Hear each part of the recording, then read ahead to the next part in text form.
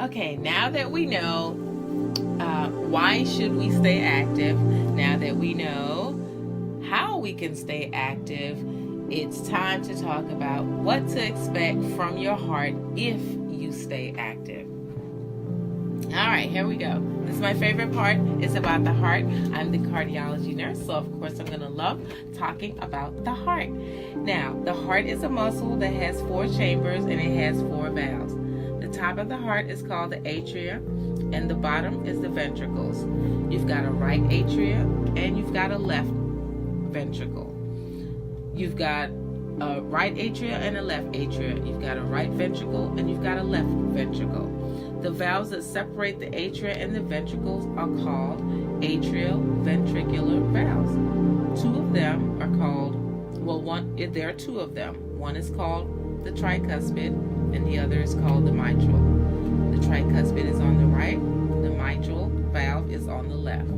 Those valves are the ventricular outlets that are called semilunar valves, and these 2 are called the pulmonary and the aortic valve. So of course you probably heard of these valves but not know what exactly is the function of the valve, and so that's what they are.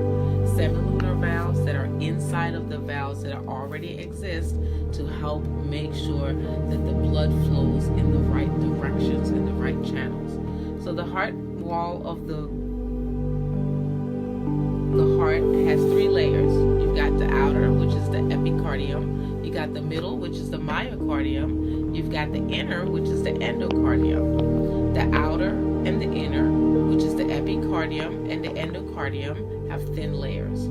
The middle layer, which is the myocardium, is called a pericardium because it also covers the outside of the heart. It's a thick, bulky material made up of cardiac fibers, and this is what covers the entire outside of the heart. It's called the pericardium. And the vessels that carry the blood away from the heart to the body are called the arteries, and the vessels that bring the blood back are called the veins. So the arteries will work with the atrium and the veins will work with the ventricles. So the arteries, of course, are going to be pumping the most of the blood because they're larger, and the ventricles on the bottom will be using the veins because they're smaller. The largest artery is named the aorta. You've probably heard of that numerous of times. The aorta is the largest one and it is most important. So if there's any issues going on at the aortic valve or in the aortic junction, you notice that a cardiologist is called in, a specialist is called in, because we need someone that's going to really take control of the heart functionality. Not primary care physician, but someone who is specifically trained and educated in taking care of the heart. So you may or may not know that now you've got this heart, this beautiful heart with 4 chambers. You've got these valves that are opening and closing. But how does it all work? Well, your heart is actually a pump. Yeah, it really is. You got one, I got one. It's like on the Oprah show. You get a pump, I get a pump, she get a pump. We all have hearts and they all are a pump. Now, it's like an electrical system that transmits cardiac impulses, and that helps the heart to pump. So very much like when you have someone getting CPR and you shock them, it's like a shock, a jolt to kind of get the heart quivering and getting it moving. And so if your heart is challenged because it's not getting enough oxygen or blood flow because you haven't given your body any exercise, then the heart is in trouble. And so I think the question should really be, what should your heart expect from you so it can stay active? The heart has a lot of work to do. I just named the valves and the chambers, I don't think you can even imagine what that looks like and what it would take to keep that functioning well enough so that you don't have swollen feet and ankles, so that you don't have that swelling feeling in your chest, so that you don't feel that you're overwhelmed when you lay further back because you can't breathe or you're being smothered because the heart is not functioning as it should. So I beg of you to understand that question really should be, what should your heart expect from you to stay active? Anyway, we've came through our 3 segments, and we are now coming up to our fun part of the day. It is called the tip of the day. Today's tip of the day: be conscious of what you put in your body. Remember, you are what you eat. The meal of the day is a chicken burrito bowl meal. I've got some ingredients I'm going to share for that, and I'm not going to even lie to you guys. I picked it off the web. My son is a chef. He does a bang-up job. It was great. So I want you to try it. I totally love quinoa. That is something that I've adapted to eating. It's really good in protein. And so it had quinoa in there, and I just jumped right all over it. 1 cup of quinoa, uncooked. 1.5 pounds of chicken breast, cutlets, boneless and skinless. You got 2.5 teaspoons of taco seasoning divided. A half tablespoon of salt, 14 ounces canned black beans, drained and rinsed. Let's see. You got 1.5 cup corns. The romaine lettuce is going to have to be substituted with whatever it is that you think you should do. I know here in Georgia we really don't have any romaine lettuce.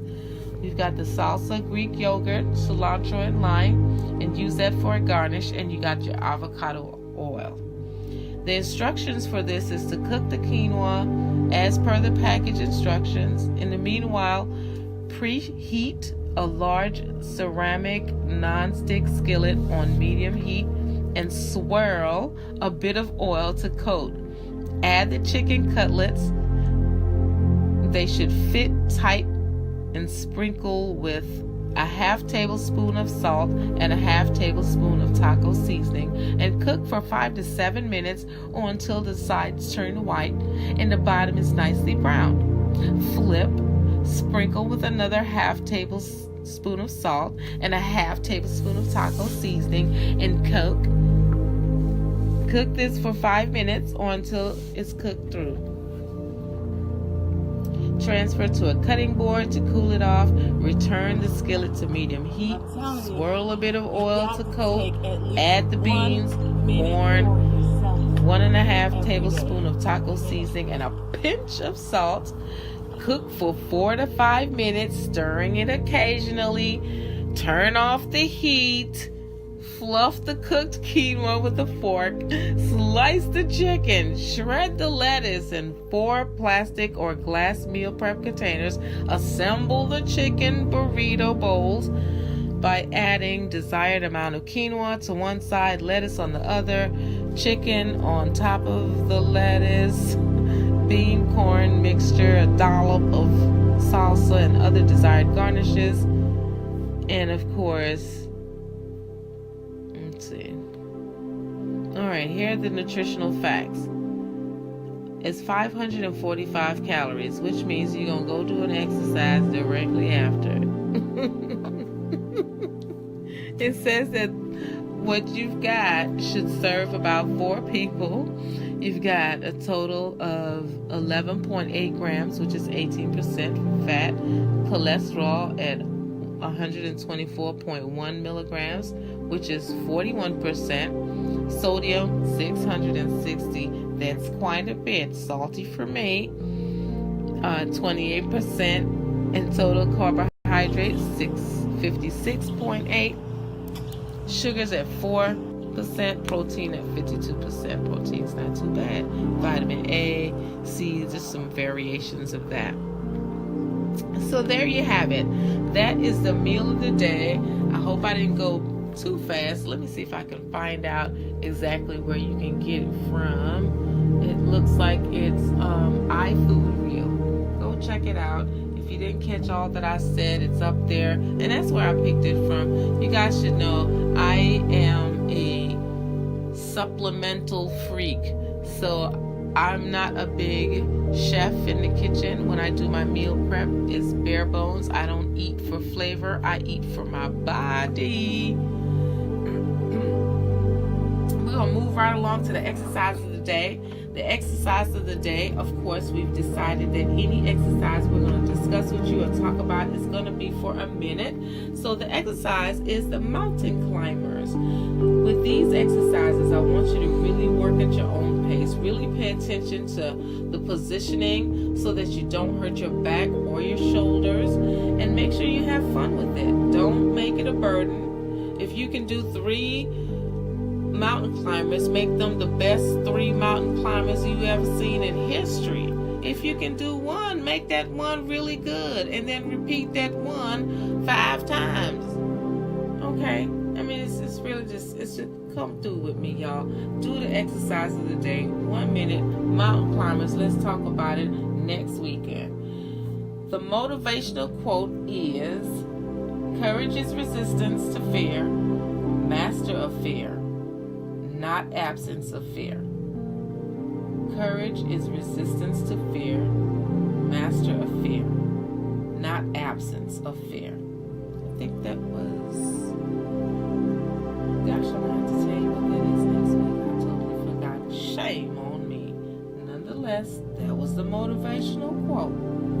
Now, we've got the inspired humor, and you should know I'm really not funny. I'm not a comedian, but I do like to laugh at jokes. So I've got an inspired humor, and here it is.